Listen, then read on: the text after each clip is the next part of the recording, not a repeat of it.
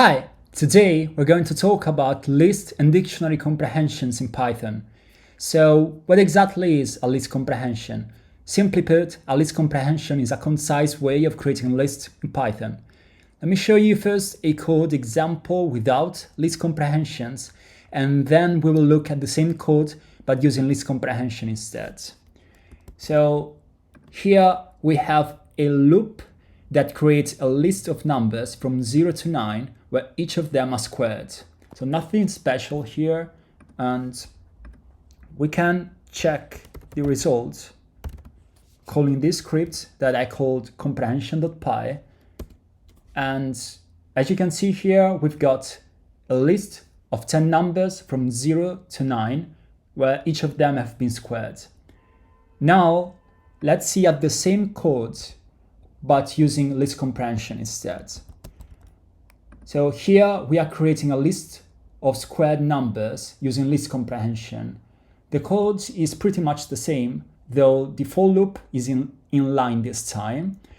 And we have to put the for loop within square brackets. And then we can print the result and just check that everything works as expected this time as well. And yes, we got the same exact result, though this time we have used list comprehension, and as you can see, the code is very concise and easy to read. And it also eliminates the need of multiple lines in the code as well. Now, in the same fashion, we have dictionary comprehension, which allow us to create dictionaries in a concise way. Let's look at an example here.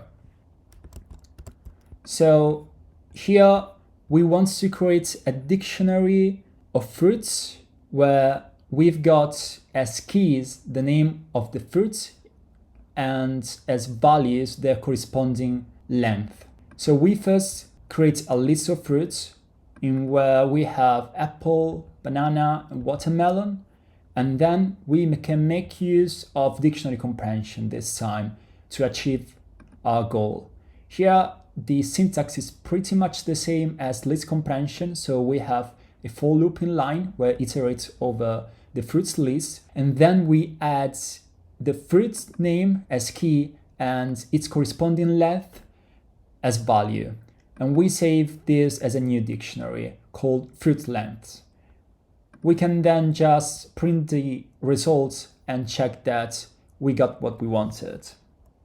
So let's go to our terminal, run the script, and yes, we got that. So we got a dictionary of 3 items, apple, banana, and watermelon, and each of these keys has their corresponding length.